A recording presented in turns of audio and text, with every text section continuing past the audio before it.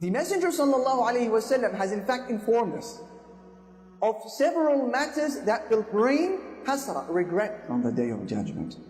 And we will mention just 6 of those today, so that we know the roadmap, we know exactly how to prepare and to spare ourselves and our families from the regret of the Day of Regret. What are these 6 things? Number 1, those who do not give Surah Al-Baqarah, chapter 2 of the Quran, its due attention. Isn't that a strange one? When the rewards are distributed on the Day of Judgment to the people of the Quran, and specifically to the people of Surah Al-Baqarah, those who had ignored Surah Al-Baqarah will be taken by regret. Thus the Prophet ﷺ, he said, as Imam Muslim narrates in his Sahih on the authority of Abi Umamat al-Bahili, he said, اقرأوا سورة البقرة فإن أخذها بركة وتركها حسرة ولا تستطيعها البطلة. He said, always recite Surah Al-Baqarah, because taking care of this surah is a barakah, it is a blessing.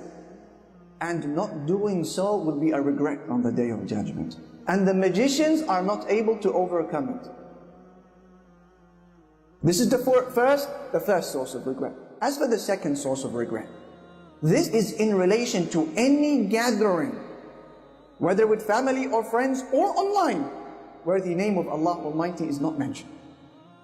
Thus the Prophet ﷺ, he says, as Abi Dawood narrates in his Sunan, on the authority of Abi Hurairah, ما من قوم يقومون من مجلس لا يذكرون الله تعالى فيه إلا قاموا عن مثل جيفة حمار وكان عليهم حسرة يعني يوم القيامة.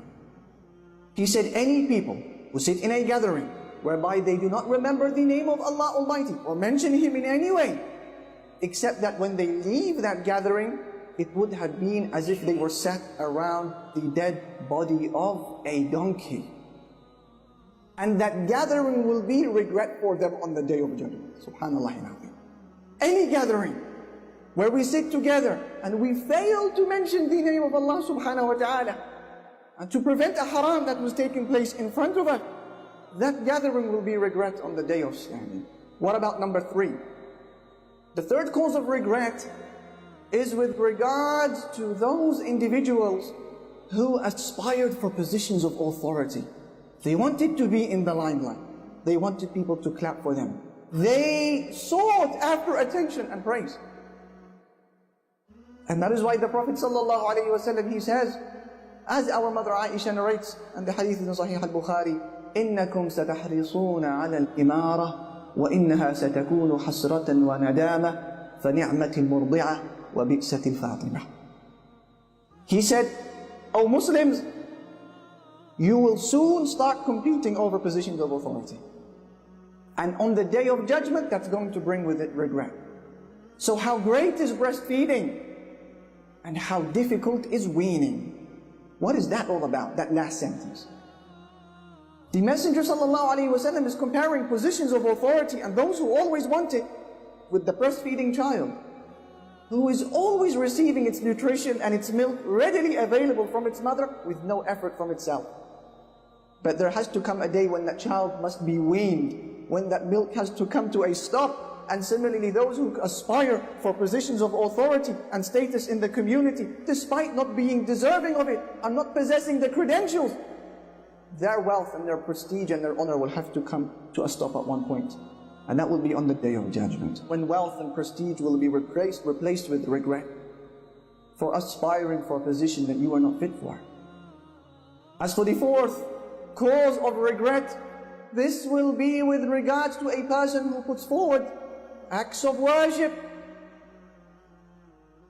but they contain within them hidden elements of showing off. This is a person who has dedicated years upon years of what he called worship, and Quran, and Salah, and Taraweeh, and Qiyam, and fasting, and dhikr, and da'wah, and a flawless hijab, and enjoining good and forbidding evil, and Islamic events, and Islamic reminders, and Islamic posts.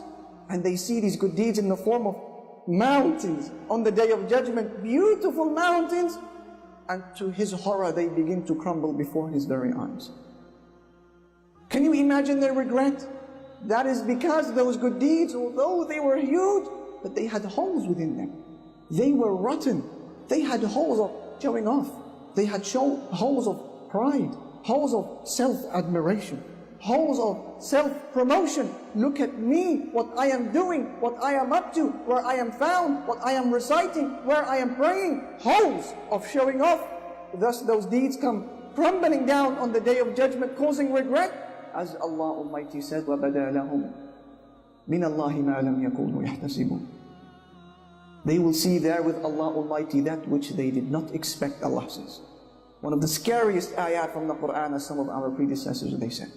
As for the fifth cause of regret, and I hope, dear brothers and sisters, that we are taking note of these, mental notes of these broad heading. This is a roadmap for preparation. As for the fifth cause of regret, this is when you find yourself being forced on the Day of Judgment to hand over your good deeds to somebody else. Or when you are forced to carry the sins of somebody, sins that you didn't even commit. Can you imagine what that means? Imagine on Yawm al-Qiyamah you are forced by the angels to hand over 2,000, 3,000 salawat, 3,000 prayers to somebody else, to your neighbor. Can you imagine handing over 2 or 3 or 10 Ramadans worth of hard work and thirst and sacrifice to somebody else who didn't do it? Can you imagine? Worse still, can you imagine carrying the sins of people, sins that you didn't commit? Imagine reading your book on the Day of Judgment and you find zina, fornication, billah.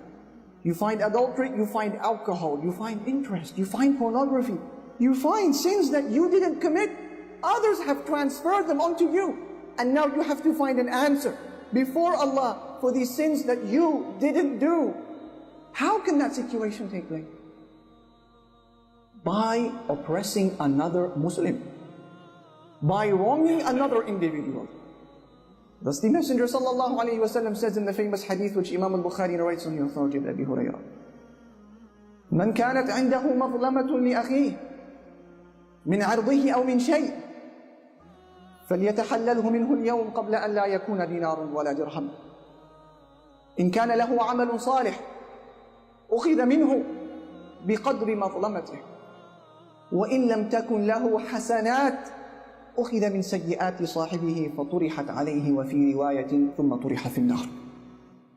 He said, whoever of you has wronged his brother in any way, whether in regards to his honor or any other way, then make sure you beg his forgiveness today before a day comes where there will be no dinar and no dirham.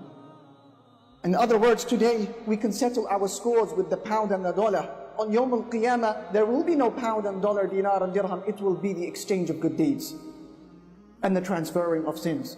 So he says, whoever of you has wronged his brother in any way, with regards to his honor or any other way, then let him beg his forgiveness before a day comes when there will be no dinar and dirham. He said, if you have good deeds on that day, he will be allowed to take from your good deeds depending on the size of your wrongdoing. If however your good deeds, they run out before you pay your debt, then he will be allowed to transfer his sins onto you. This is one of the most frightening and disturbing realities of the Day of Judgment, wallah. The reality that states, you and I cannot give a single good deed to the people we love the most. Your mother, your father, your wife, your children, they will ask you and you will refuse because you need that good deed just as much as they do.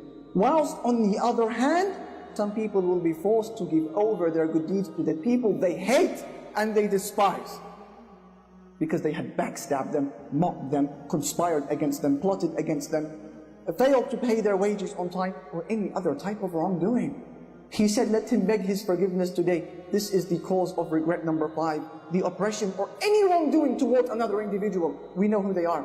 And number six, generally speaking, and this is the overarching cause of regret that summarizes everything you just heard, any Muslim individual who falls short with regards to the minutes, hours of his days and his weeks in building the hereafter. That is going to be a cause of regret.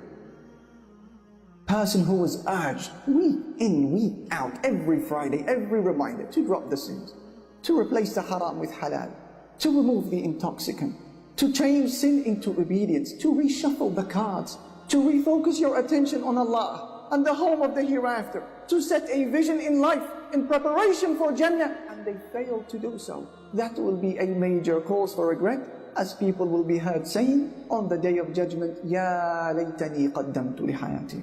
I wish that I had prepared for my life.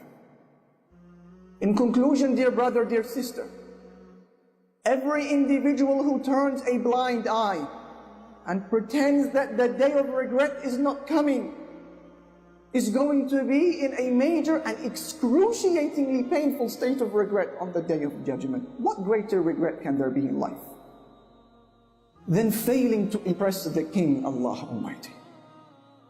What greater regret can there be in life than failing the exam before the King, Allah, and missing out on the prize that comes with passing, the prize of Jannah? What greater regret can there be than that?